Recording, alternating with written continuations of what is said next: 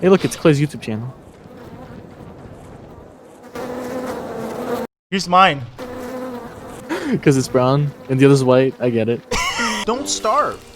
A game where you don't starve to death. Don't Starve is one of my favorite games of all time. It's really unique when it comes to survival games. Obviously, it has your classic features such as a randomly generated world. Where is it? A hunger meter. Do you have any food? No, a health meter. And a day and night cycle. But it offers so much more. The game will throw a million things at you and expect you to juggle all of them. Hunger, health, monsters, weather, sanity, nyctophobia, and a banger soundtrack.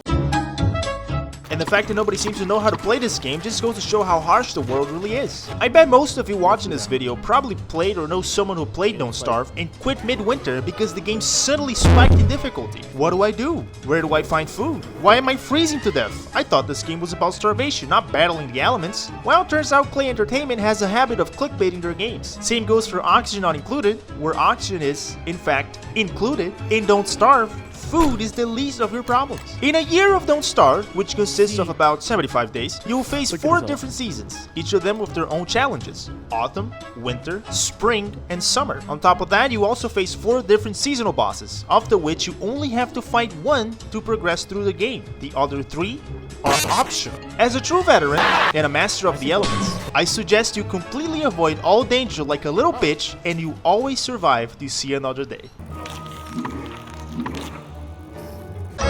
The gameplay of Don't Starve is a bit different from most survival games. On top of having to manage your hunger and health, you also have to manage a third meter. At first I thought it was a bladder and I had to pee to survive. Turns out it's actually a brain. When the meter reaches 0, it shows my brain, shriveled and dead. The brain represents your sanity. The lower it goes, the more insane your character goes. Having low sanity can come with symptoms that range from mild migraines to severe schizophrenia. This meter will affect your entire playthrough, from early to late game, and it's crucial that you learn how to properly manage it, because keeping it at full at all times isn't actually a good strategy. I know I said it makes you suffer from schizophrenia, but the shadows you see are very real, and when you kill them, they drop a very valuable resource used to make several late game items that will help you explore the harder areas of the game world and actually beat the game itself. You might even find a way to craft some more complex magical items by delving deep below the caves. But that's if you even have time to go below the surface, because holy shit, this game doesn't stop. Right off the bat, you have to pick someone from a selection of 17 characters, then you have to explore the map while managing your hunger, being careful not to get noticed by monsters because they'll fuck you up if you have no armor, dealing with hound waves every other week, getting ready for winter because if you don't start now you freeze to death, and even if a brand new player manages to survive all of that onslaught, you still have to deal with your sanity that you probably weren't even paying attention to, and how certainly you're hearing loud whispers and seeing shadows everywhere. And you wanna know what's worse?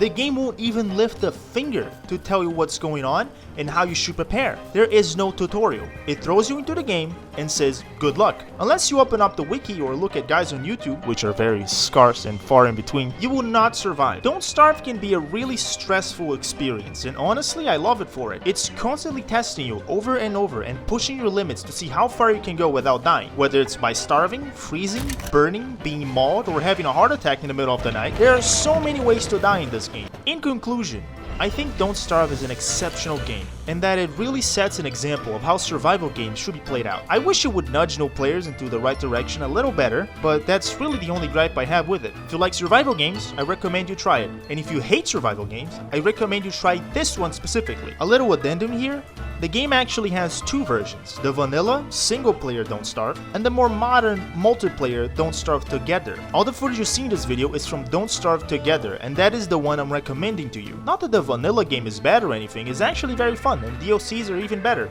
but the Together version is a lot more popular and it's constantly being updated. Thank you for watching. If you like my content, feel free to subscribe, give the video a like, and comment what you think about the game. If you don't want to do any of these things, then don't. Goodbye.